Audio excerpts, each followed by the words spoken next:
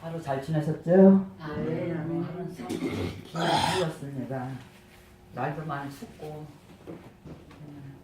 여러분들도 건강 항상 조심하시기를 바랍니다. 아멘. 오늘은 요한복음 4장 10절 봉독한 말씀은 만일 내가 알았다면 라는 제목을 잡아봤습니다.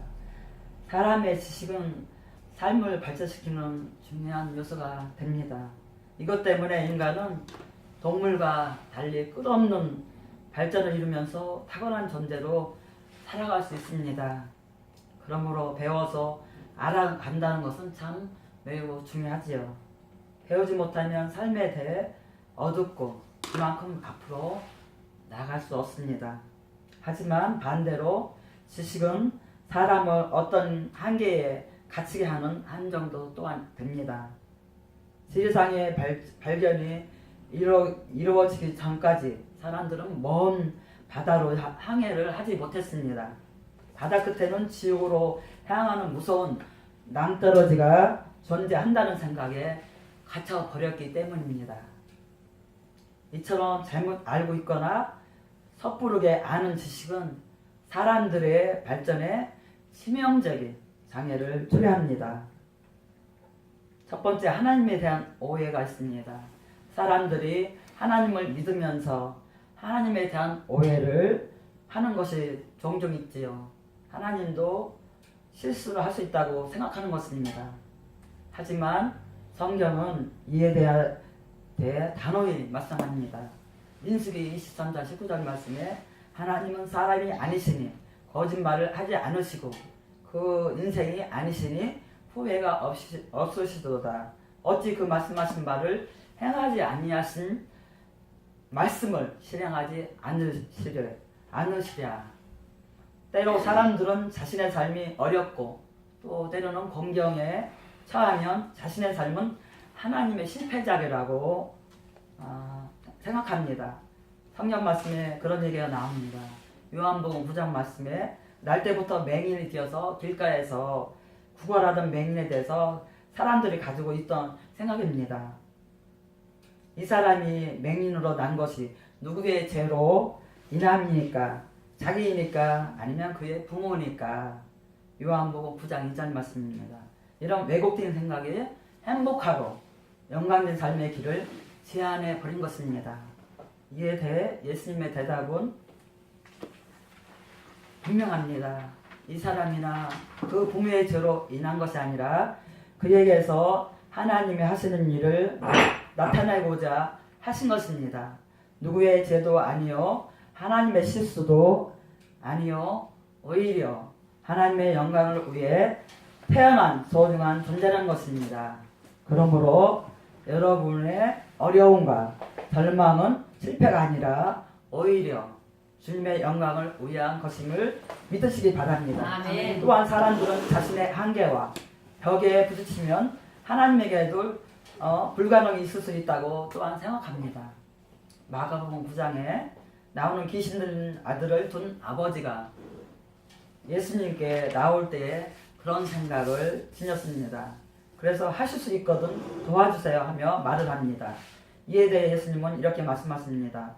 할 수 있거든이 무슨 말이냐? 믿는 자에게는 능치 못할 일이 없느니라 하시니 아멘. 말씀합니다. 아멘. 이것은 우리가 하나님을 얼마나 섣부르게 알고 있느냐 것의 단적인 증거라고 말할 수 있습니다.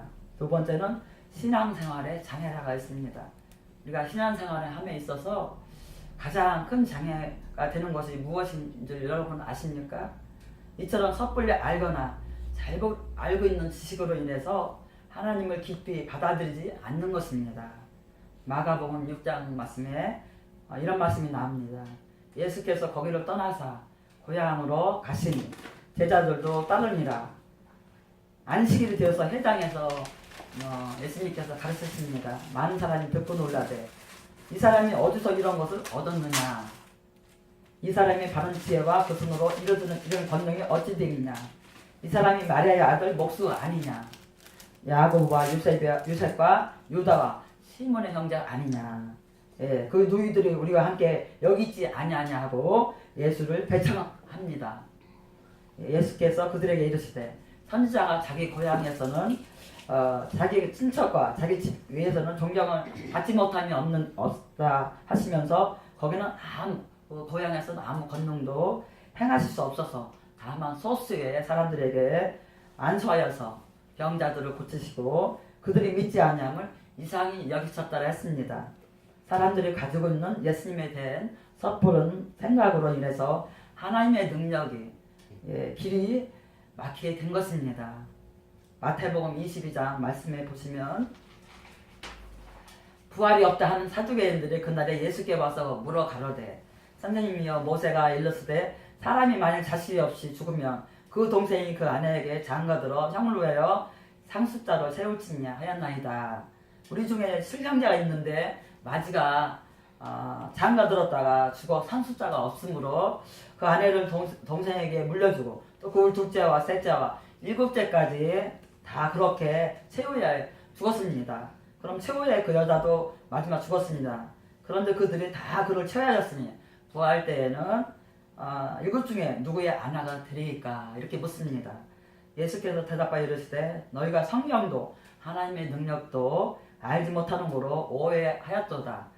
부활 때에는 장가도 아니가고 시집도 아니가고 하늘에 있는 천사들 같으니라.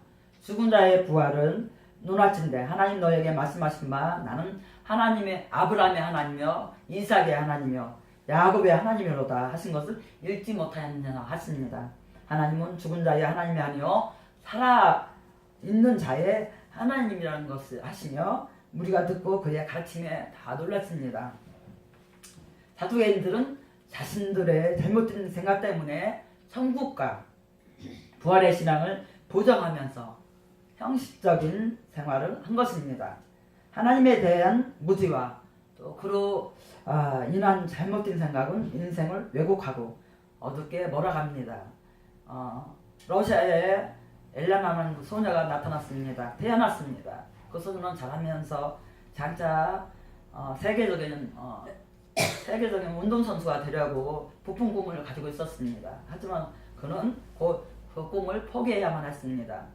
이유는 어이없게도 너무나 키가 계속 자라기 때문에 할 수가 없었습니다. 대부분이 체조나 이런 거 하는 사람들은 키가 작은만 하고 또 호리호리합니다. 네. 그래서 그 사람은 꿈이 사라져서 우울해져 버렸습니다. 하지만 그대로 운동을 그만둘 수 없었기 때문에 장대 높이 뛰기라는 새로운 종목에 도전을 하게 됩니다. 다행히도 그녀의 큰 키는 높이 뛰기에 유리하게 조건이 되어서 갈수록 기량이 늘어났습니다. 헬레나가 연습하는 모습을 지켜본 사람들은 모두가 그녀가 세계 신기록을 세울지도 모른다고 이야기를 했습니다. 그리고 그녀는 17살 되던 해에 정말로 세계 신기록을 기록합니다. 그것은 앞으로 세워질 18번의 신기록이 시작하였습니다. 진짜 합작했지만 이 이야기는 세계적으로 장대 높이뛰기 선수 미녀세라고 불리는 엘레나의 실화입니다. 그녀가 새로운 세계와 또 방향에 대해 마음을 열고 받아들이지 않았다면 그녀는 꿈을 잃어버린 우울한 삶을 살 수밖에 없었을 것입니다. 여러분, 신앙인에게는 모든 장애물을 뛰어넘는 능력과 힘이 있습니다. 아멘. 승리가 보장되어 있는 사람이 성도 여러분입니다. 아멘. 그래서 바로 예수 그리스도께서 우리와 함께 하시며 또 내 기도에 또 응답하시기 때문입니다. 아멘. 세 번째는 내가 알았다면, 오늘 본문에는 예수님과 사마리아 여인이 만남이 이루어집니다. 당시 사마리아 지역은 유대인들이 상종도 하지 않았고 절대로 그 땅을 밟지 않았던 땅입니다. 그런데 예수님께서 다른 길을 있음에도 불구하시고 또 굳이 사마리아 지역을 통과한 것은 이 여인을 돕기 위해서 임을 짐작할 수 여러분도 있을 것입니다. 이 여인에게 얼마나 놀랍고 영광되고 축복된 기회이겠습니까? 그런데 이처럼 놀라운 만남과 기회가 주어졌건만은 이 여인은 예수님께 아무것도 구하지 않았습니다. 왜일까요?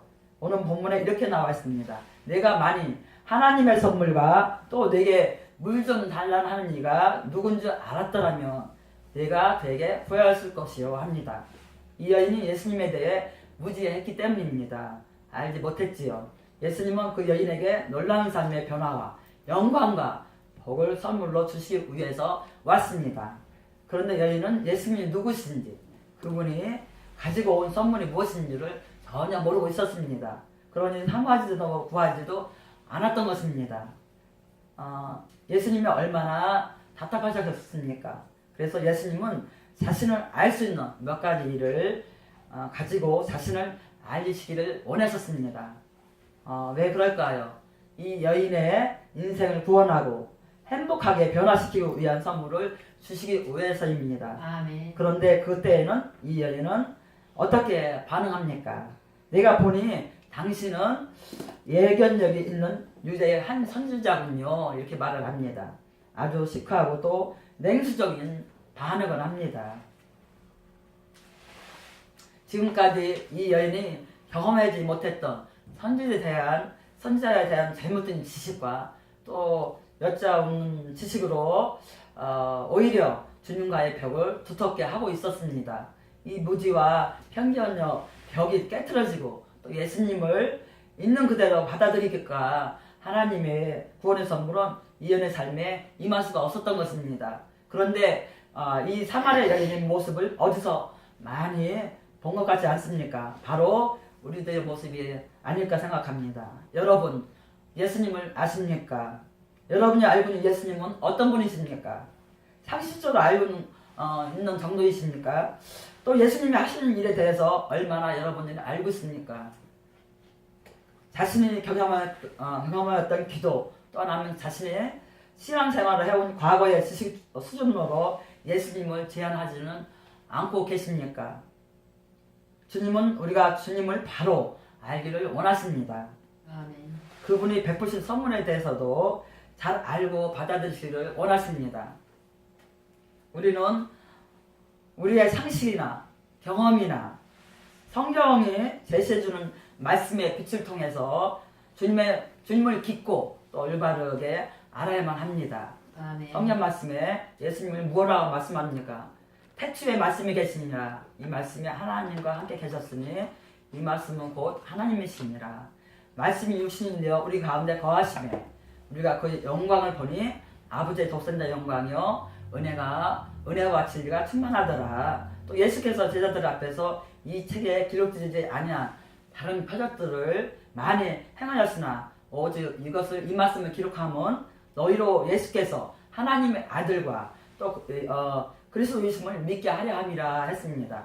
또 너희로 믿고 그 이름을 힘입어서 영생을 얻게 하람이라 말씀합니다. 아멘. 예수님은 창조 전부터 아버지와 또 함께 영광 중에 계셨던 하나님으로 육신을 입고 또한 이 땅에 오신 구원의 하나님이십니다. 죄인을 구원하시기 위해서 하늘 보좌 영광을 버리시고 성육신 하신 분입니다.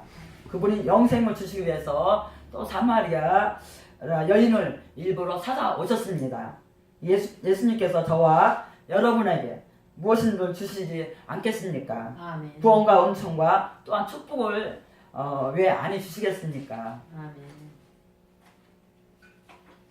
넘치도록 부어주실 것을 믿으시기를 바랍니다. 아멘. 여러분의 지식은 이 특별한 계시에 근거해서 분명하고 확고해야만 합니다.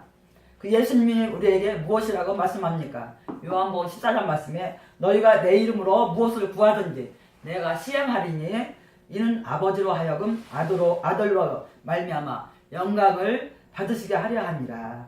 또 내 이름으로 무엇이든지 내게 구하며 내가 행하리라 이렇게 말씀합니다. 아멘. 기도에 대한 어떤 제한도 두지 않으셨습니다.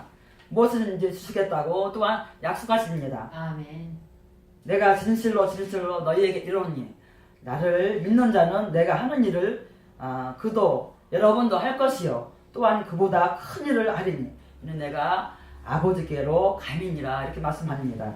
믿음에 어떤 제한도 두지 않으셨습니다.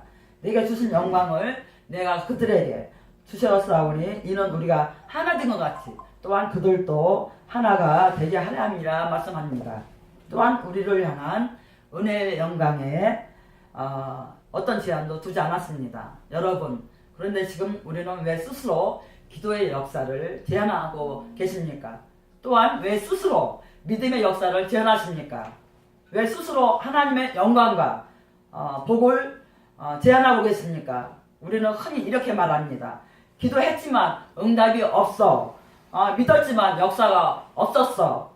헌신했지만 복음커녕 어려움만 있었어. 지금 우리의 믿음은 스스로의 초라한 경험에 의해서 제한당하고 장벽에 막혀 있는 것입니다.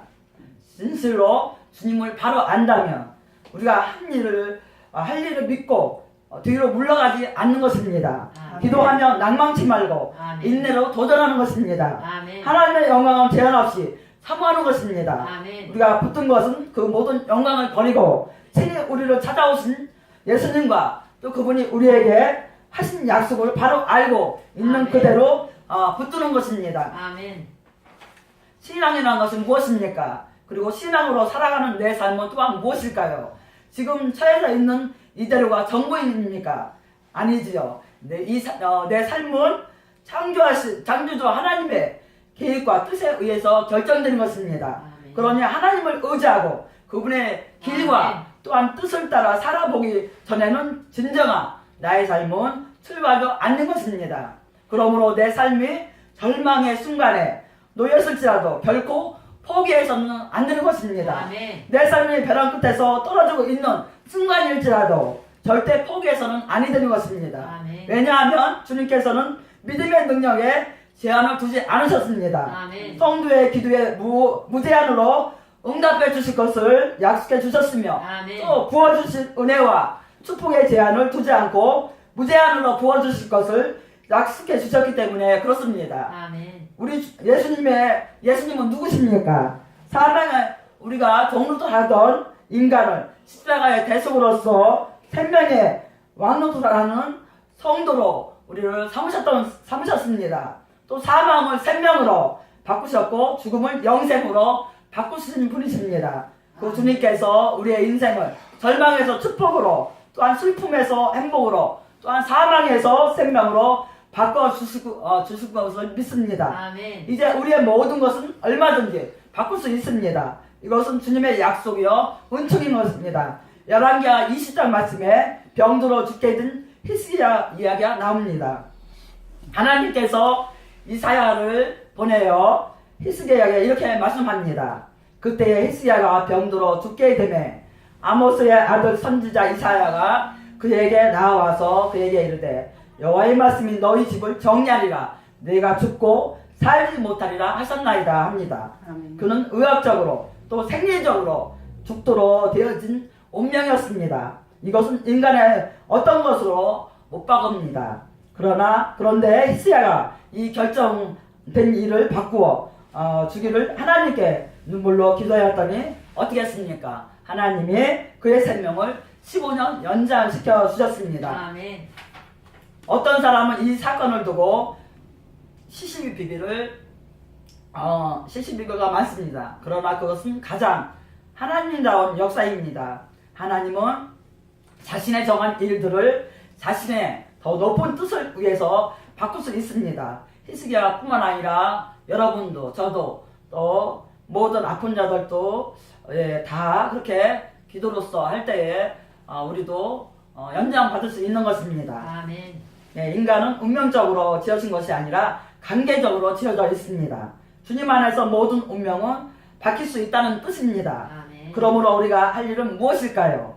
예수님을 더 바르게 깊이 알고 또 굳건한 믿음으로 기도하면서 또 그분이 이루실 영광된 변화를 소망하는 것입니다. 아멘. 그동안 모르기 때문에 구하지 않았습니다.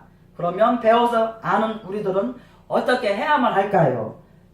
구해야 합니다. 그것도 히스기야처럼 바디메오처럼 강력하게 구하십시오. 아멘. 주님의 이름으로 구하면 이루어진다는 사실, 그리고 또한 은총의 약속을 안다는 사실, 하나님 하나로만도 우리는 엄청난 여러분이나 저는 축복을 받은 사람들입니다. 아멘. 날마다 말씀의 빛에 마음을 열어서 더 깊은 참된 지식으로 하나님의 영광의 역사를 이뤄가는 저와 성도 여러분이 되시기를 주의 이름으로 축원드립니다. 아멘. 기도하겠습니다.